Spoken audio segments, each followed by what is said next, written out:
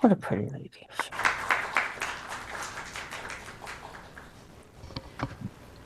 Thank you, Lily. Good morning, everyone. Good morning. My name is Maureen Higdon, and I am here as the Secretary of the Board of Trustees. So, not the lady who was crying over... Oh, that was good. It was me, but that was a different me. Today, our announcements. Well, today we have a listening circle after service, and town halls will be November 16th and December 7th. Our party is December 13th, and Reverend Maggie's retirement on December 21st, and Christmas Eve. So I think that's, those are all our announcements. And today, we are very, very special. We have 3 reverends in the house today. Rev Maggie, Rev Ellen, and may I introduce Reverend Summer Albayati. Okay. And she is from UU. I mean, she's... Okay, Rev Maggie's going to tell you everything. I'll tell you everything, but you're going to give that to her on Oh, behalf of the that's board. right. She'll come right over here and receive it, just so everybody can see. And to welcome her and thank her. Oh, wow, We thank have this you. gift. Thank you so much. You're welcome. Beautiful, thank you. You are welcome. You're welcome, and you're welcome. We're really glad to have you here. Yeah, yeah. Hi, everybody. Could somebody, Charles, could you please find the switch that says fans, lights, and flick it? It's important that we have that air moving for all kinds of reasons, but just... Oh, yeah, I'm sorry. I assumed Charles knew where. Thank you, Robert. Thank you. And as we open our service this morning on this second Sunday of Native American Heritage Month, we dedicate our first words to honor the Tongva and other Native peoples on whose ancestral homelands we gather today.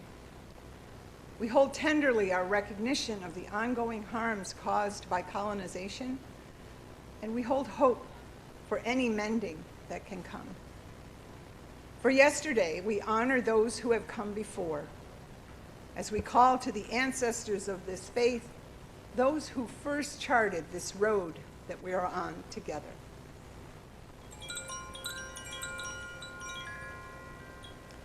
And on this present day, we extend a safe, warm welcome to those gathered here with us, for those joining us online, and for those watching the recording.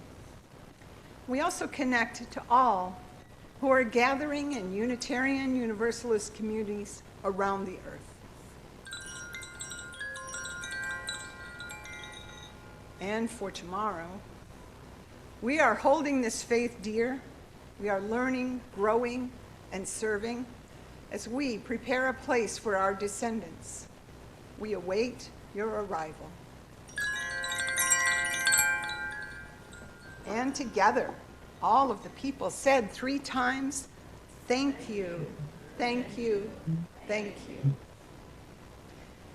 Let's sing our welcoming song. If you would stand as you're comfortable and able, we'll sing Gathered Here.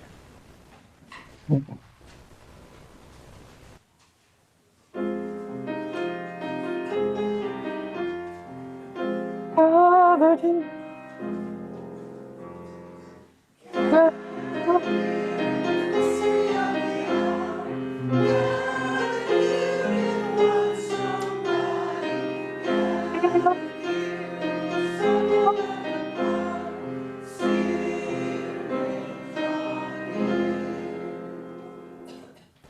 Please be seated.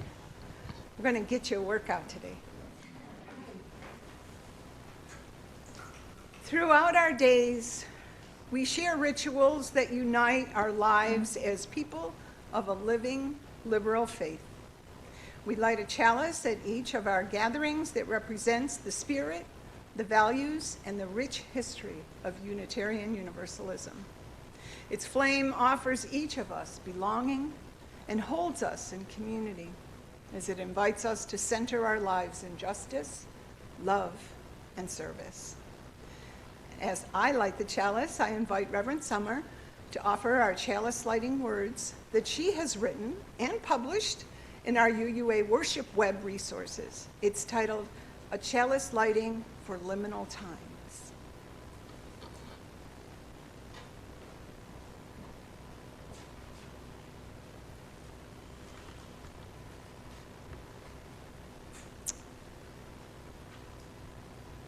In betwixt and in between, we move in the liminal spaces that show shades of what can become, what can be.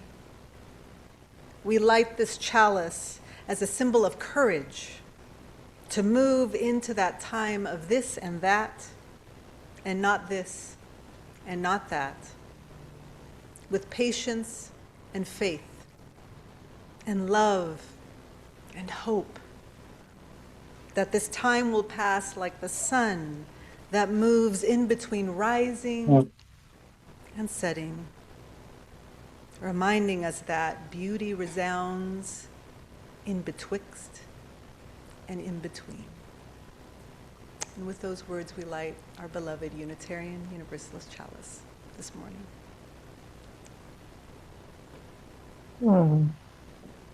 I like her already. God, what is even I invite you now to stand for the singing of our invocation, our anthem. We'll sing Spirit of Life, number 123 in the hymnal. The first time through, the first verse will be in English, the second in Spanish, and then remain standing as we read our covenant together.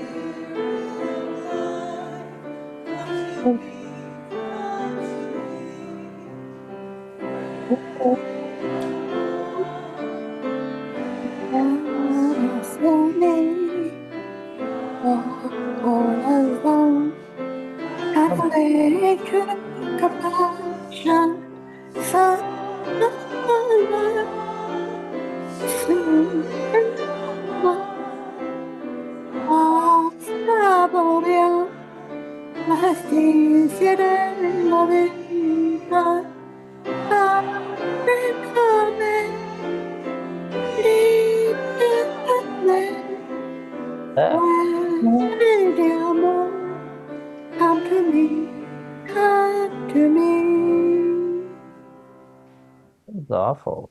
Before we read the covenant, let me just say quickly, with very few words, that Unitarian Universalism is not a creedal faith.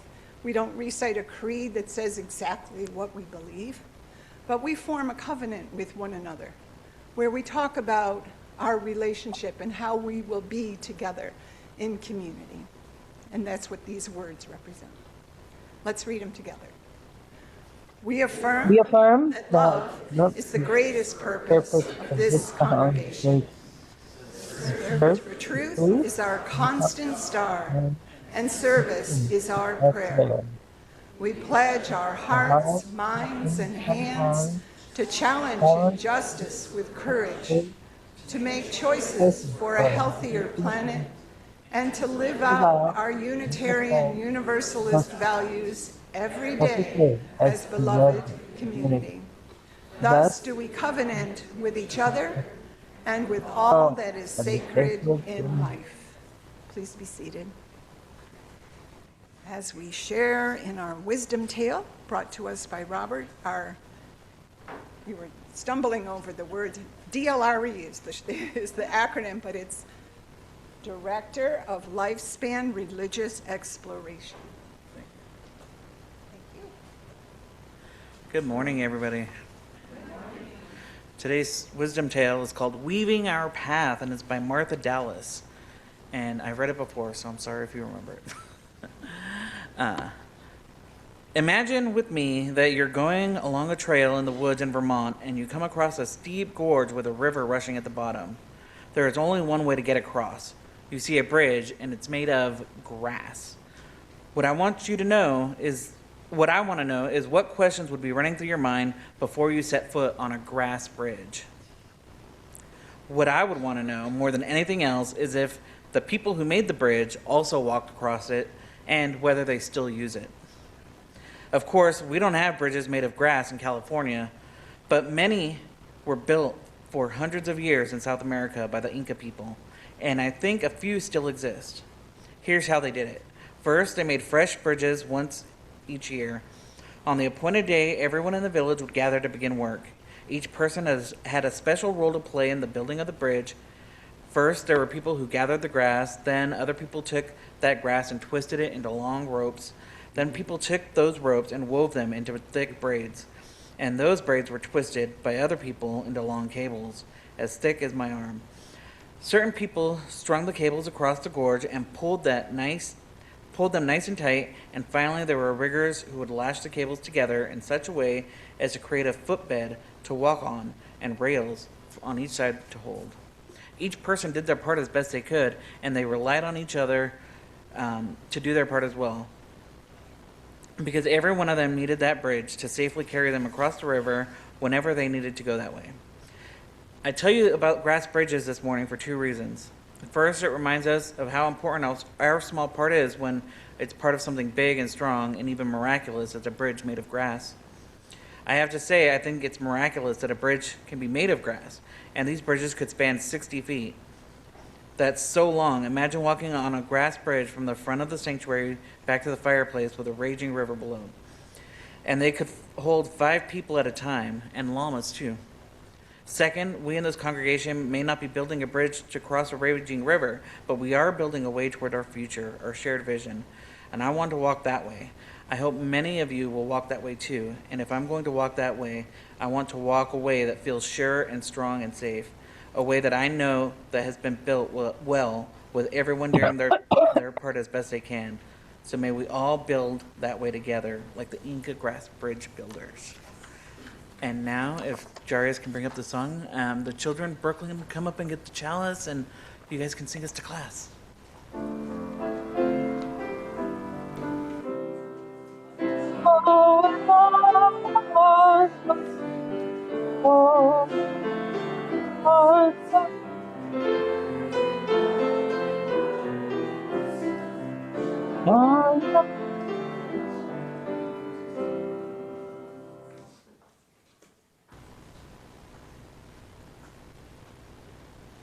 Brooklyn was afraid of it too the first time she held it. Have a great time.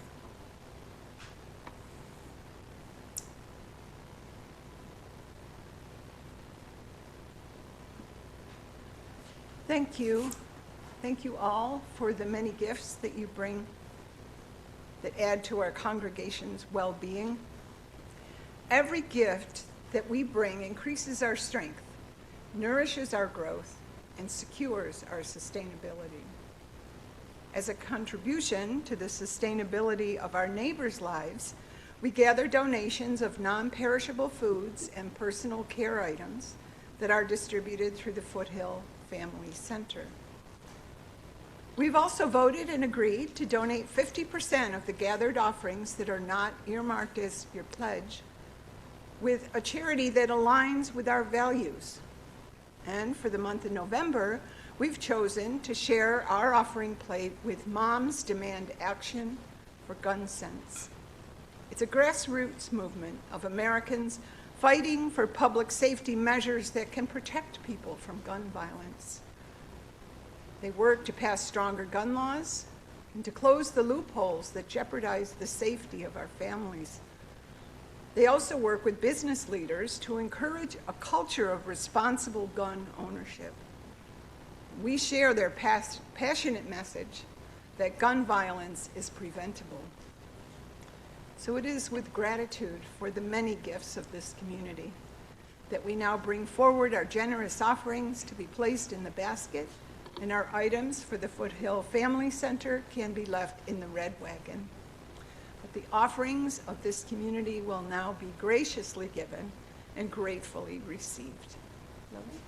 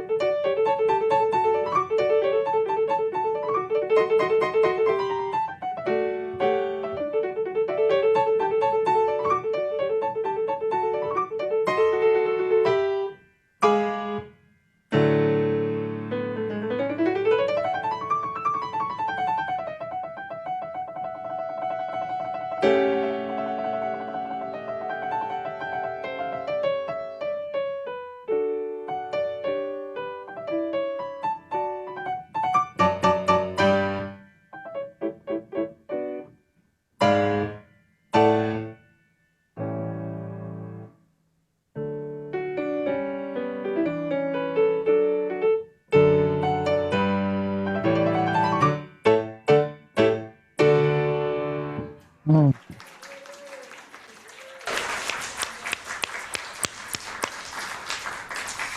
Ah, that was church.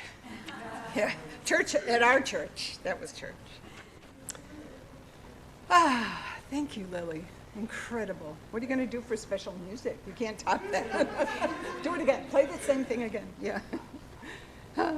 Another way that we enjoy being in community here at MVUUC is that we share each Sunday some of the things that are weighing us down and some of the things that are bringing us joy. I have notes from a couple of folks, and I have some others that have been texted into me.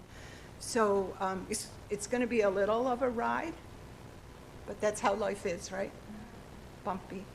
Both is always our favorite answer. Let's start with joy. You have to go the other, Marie. This one comes from Ann Taves. She says, Pilgrim Place had a wonderful 2 days of festival, Friday and Saturday. We saw lots of folks from MVUUC. That's great. Good to hear. And this one is from Heather. Heather, can you raise your hand, Heather? Those who haven't met Heather yet, please see that you do, because she will be joining us in membership very soon. Yay! More joy, more joy. But Heather writes of something a little bit deeper. She says, 2 friends had father figures pass away over the weekend. Lift them up as they navigate moving forward. So those are the tags we got. This one's really hard. This is the one where I want to say, come here, let me hug you first, and then tell you. I got a text yesterday from Marie telling me that sadly, Lynn Maria's mom, Iris Georgi, died yesterday. Oh, no. Yeah. Of natural causes at home. She was 93 and fiercely independent. Marie says to me, Lady Spitfire will be missed immensely. So Marie and Lynn Marie are obviously not with us today, but we'll just send them your love, however you do that. My goodness, she was so... I also have notes to bring to your attention the typhoons that continue to just keep coming in the Philippines. And it seems they're getting stronger each time. I haven't heard personally from anyone in our partnership congregation in on Negros, the Kalapayan peoples, but the office over there is sending out warnings to them, but not really talking much with the congregations here in the U.S. until they figure out exactly, where they stand afterward. So this is like something that's actively happening right now with them. So we offer them all. We have several congregations on that island specifically, but all throughout the Philippines. So we hold them, and I will keep you updated on what I learned from them. I got a text from Phoebe Mason. Who knows Phoebe? She's from New Zealand. She's a student at one of the Claremont colleges. She sent me a message apologizing for not coming to church today. I'm like, that's funny. We don't normally ask for that, Phoebe, but there's a reason. She says, I won't be able to come to church today because I'm in a tech rehearsal for A Midsummer Night's Dream at Pomona College. Yeah. Could you announce to the congregation that it's on? I can send a link with tickets to share with people. It will be Thursday, Friday, Saturday coming up at 7:30 p.m. and Saturday and Sunday at 2. So that's exciting for Phoebe. And, I put a note.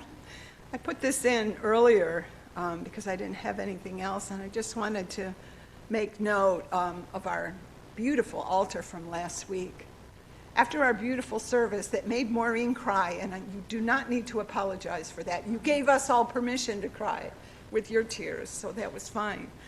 But if you have some images of your loved ones that are up here, maybe after the service you could come and get those because we'll be taking it down probably later today. And my mom is there. Where is she? There she is. Today is the 30th anniversary of her death. Yeah, she was only 62, younger than I am. She died of not enough care. Yeah, she had diabetes that wasn't diagnosed. And in those days, you know, women weren't allowed to say, I'm depressed, I need help. So she raised 9 kids. Yeah, so, see, Maureen? We get surprised by being overwhelmed by emotion, don't we? Yeah. Her name was Mary Teresa McDonald, and she died at 62. So thank you. Thank you for helping me hold that. And I invite you into a time of prayer now, and rather than try to find my own words, I like to use the ones of John O'Donohue. For a new beginning.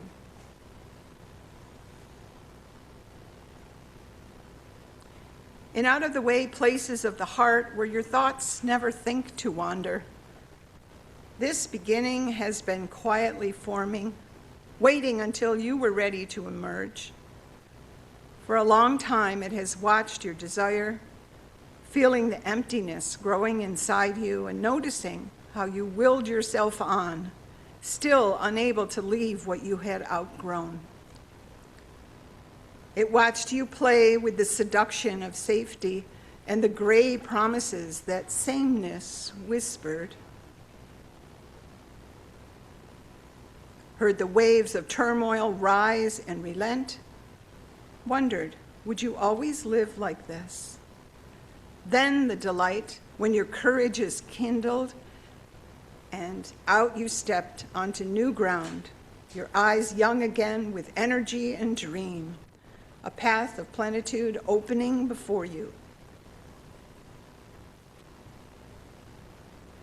Though your destination is not yet clear, you can trust the promise of this opening. Unfurl yourselves into the grace of beginning that is at one with your life's desire. Awaken your spirit to adventure and hold nothing back. Learn to find ease and risk, because soon you'll be home in a new rhythm, for your soul senses the world that awaits you.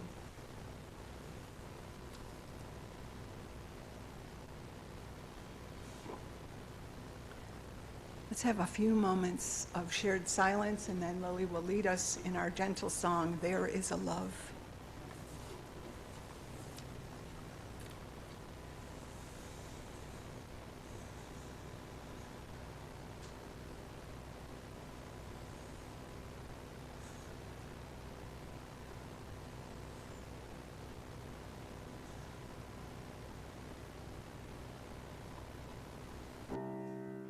Beautiful, thank you. Our reading today comes from Spilling the Light by Julian Jamaica Soto, and it's called We Hold Hope Close.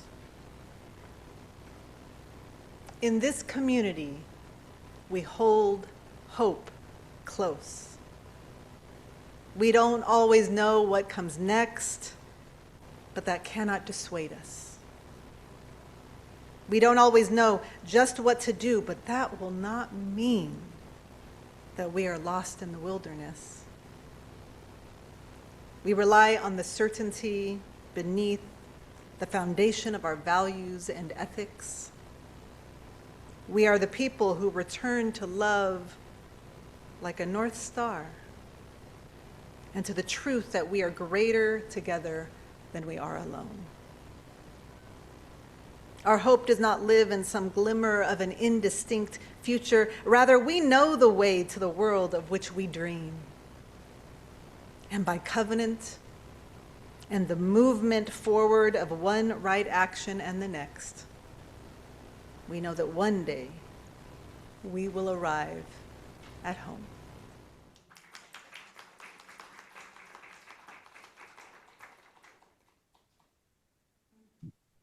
Thank you.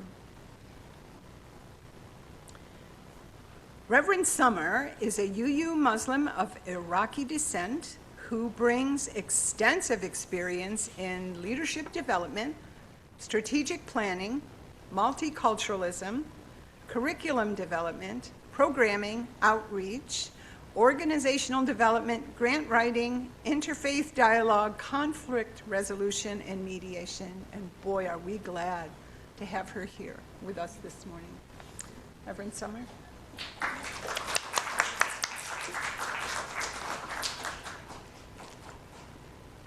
And I am so happy to be here as your primary contact at the UUA within the Pacific Western region. So Reverend Maggie doesn't know this, but when the theme got chosen, I was like, hey, because in high school, I was supposed to be cast as the Wicked Witch in the musical, The Wizard of Oz, but I was not. I know. But this ended up being a lesson in grace for me. How does one behave with grace when someone else is cast in a role that everyone says should have been yours? But I learned to support the person who had never been cast in a big role before and to celebrate that gift given to them. It didn't matter that I was struggling in my own life. I learned that in giving grace, I could receive it. The grace that comes from knowing I was free to enjoy the journey to a part of myself that did not always need to be in the large role on the stage. One who could enjoy dancing as a flying monkey. One who could lean into the freedom to just let go and applaud another on the same journey. Yes, there was a lesson in grace for me, and I cherish it. Then, while in college, I played the Tin Man in a skit based on the same musical. And I got to sing and dance and embrace a different character. That too brought me an understanding that we all have roles to play.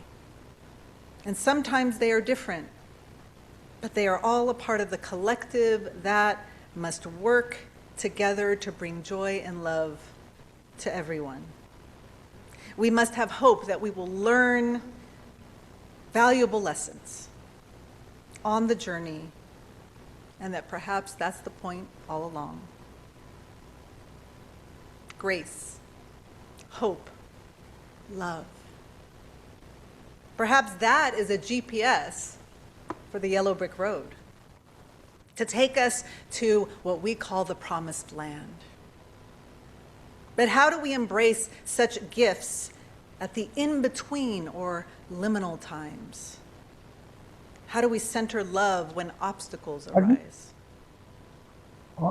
Certainly, Dorothy and her co-journeyers, like our beloved Sophie, aka Toto, had to learn something about themselves on their quest for courage, right?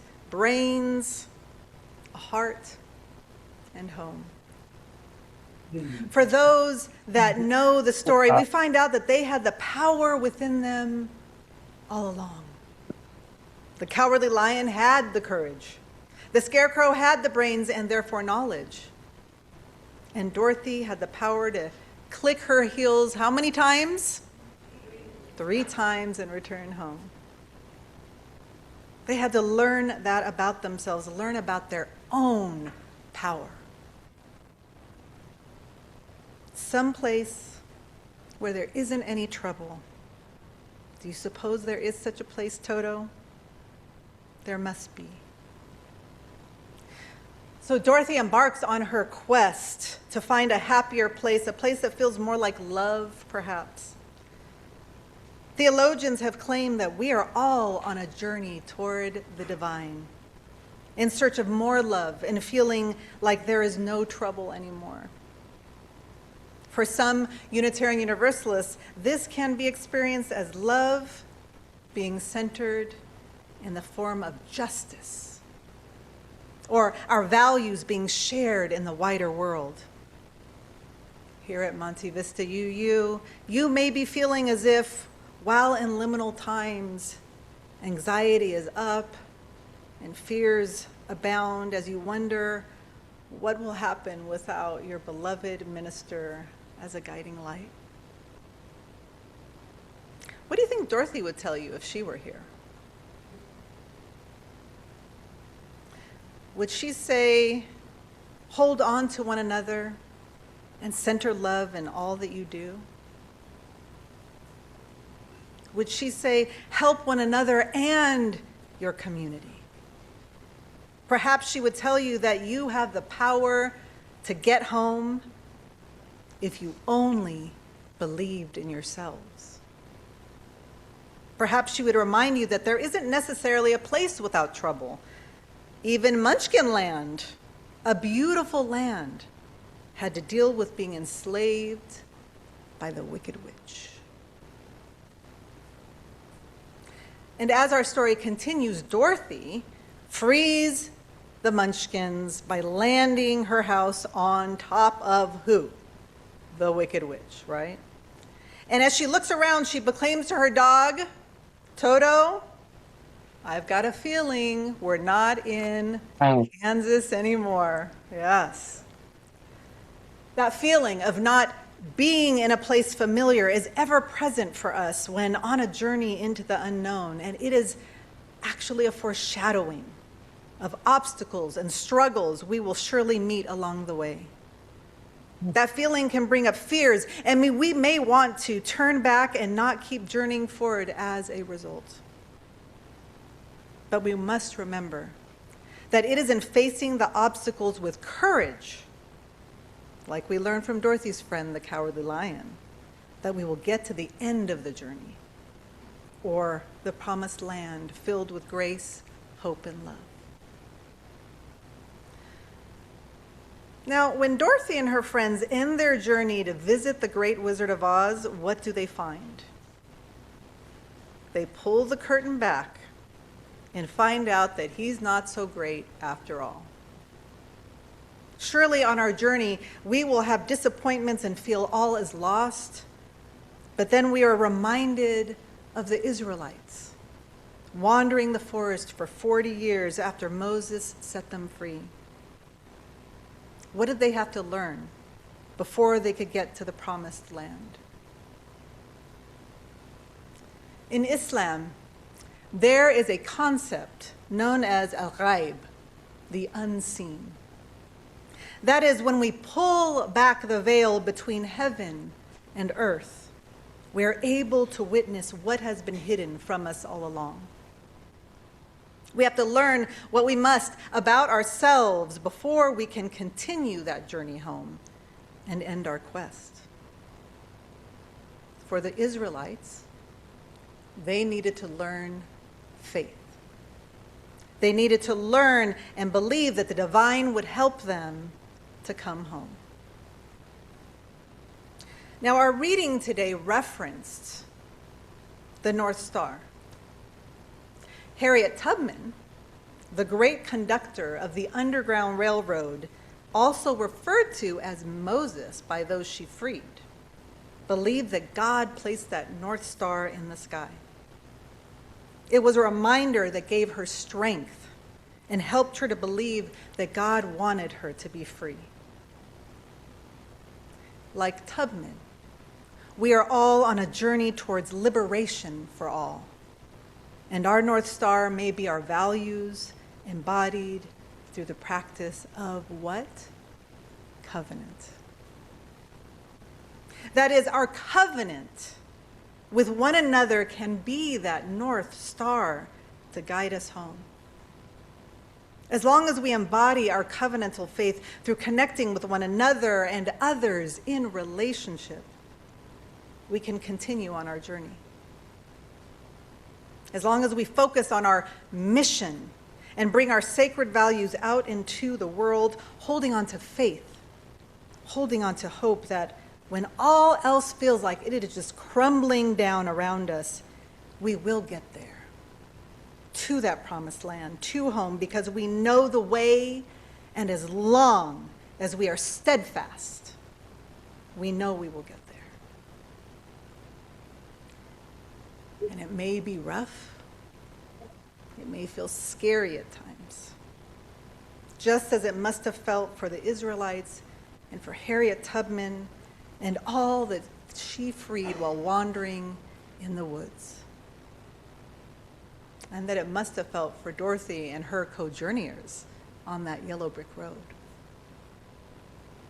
But as long as we center love in all that we do, we will get there too.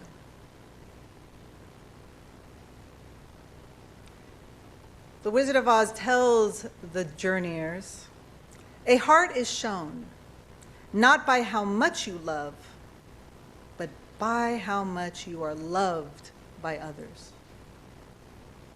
Now, we might argue, I heard y'all like both, right? We might argue with that and say it is both and. That is, your heart is shown by how much you love and how much you are loved. Both and.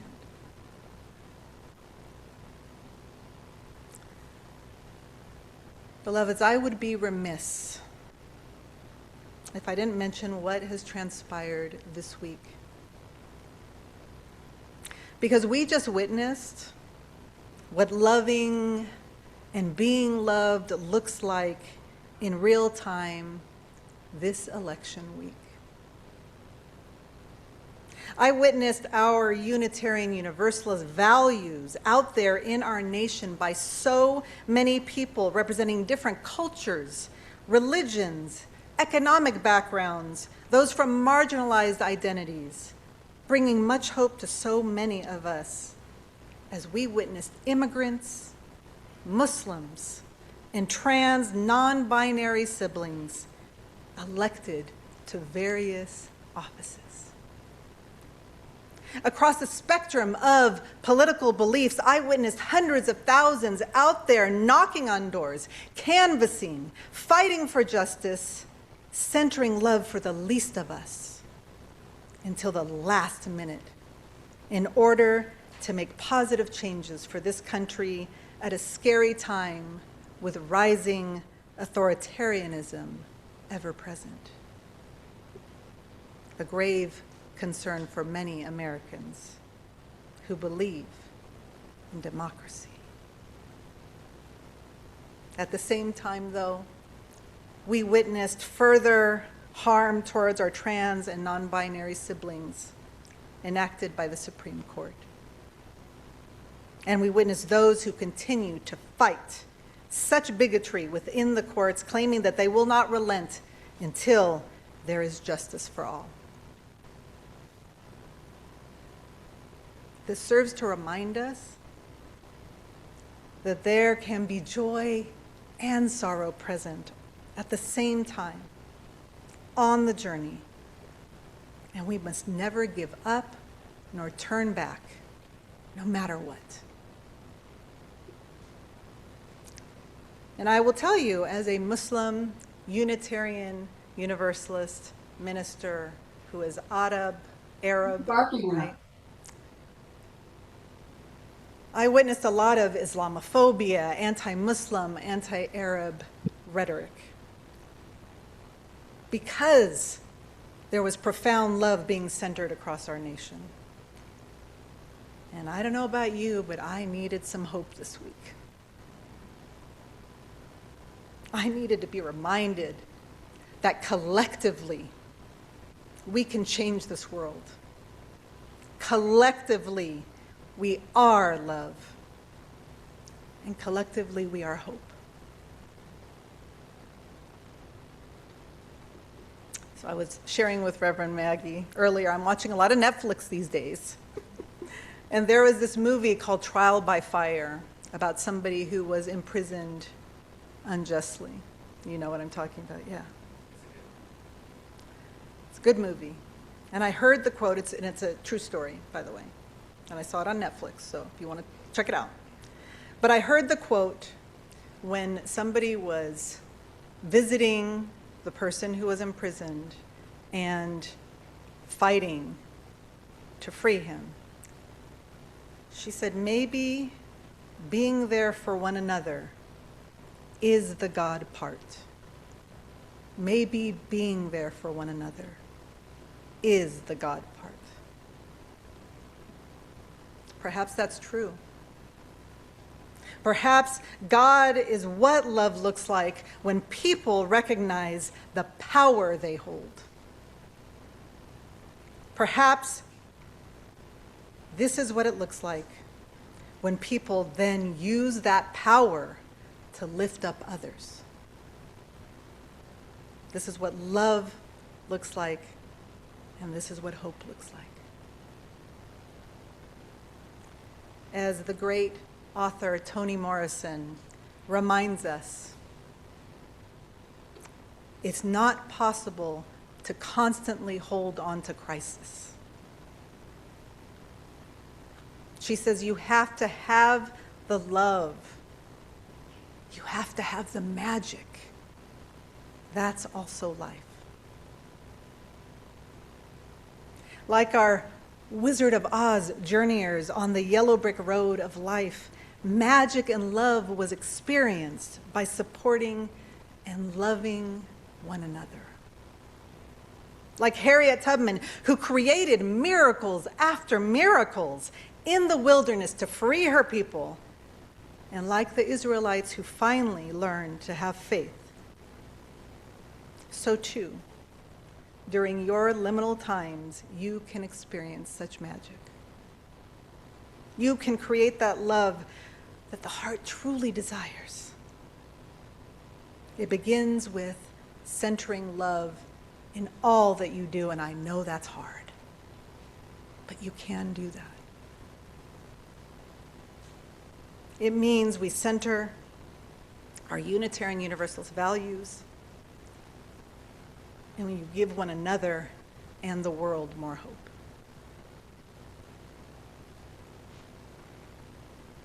Our last words of wisdom comes from Glinda the Good Witch, and you'll know this line as well.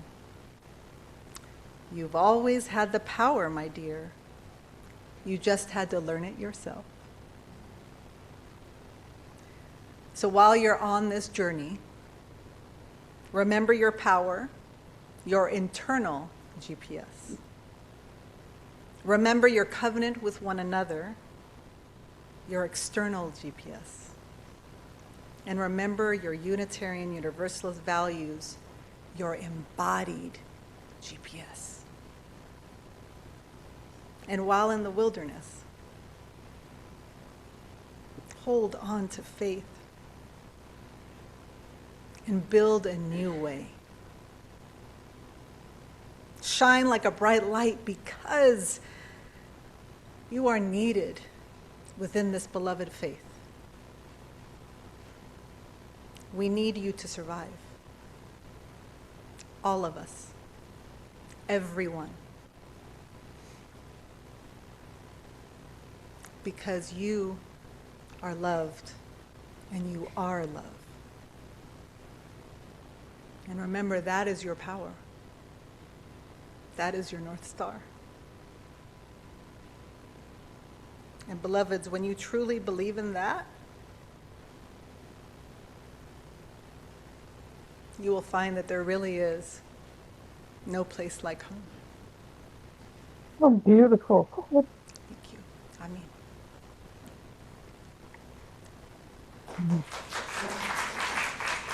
Beautiful, beautiful, beautiful.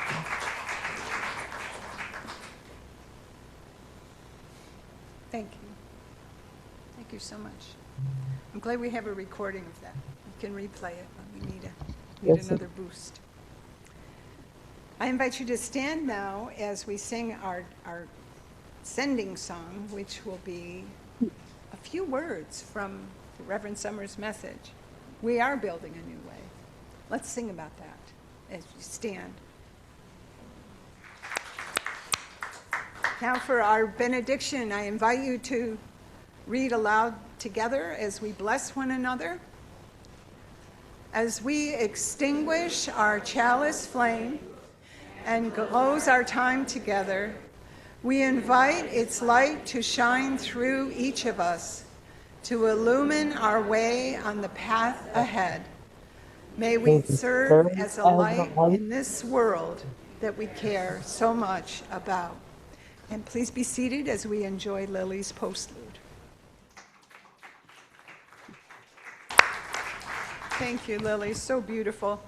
So before we break and have a little fellowship time, just a reminder that I will be here later, just up front, for anybody who wants to share anything for the listening circles. And let's have another big thank you for Reverend Summer and her time with us today. Oh, sorry, Sophie. Come on, come on. Sophie gives, come here, come here. Yeah, Toto. I'm gonna have to rename her. I like to have Sophie give the closing words so she can say hello to our folks on Zoom. Yeah. Hi, everybody. May we serve as a light in this world that we care so much about. Lots of love, everybody.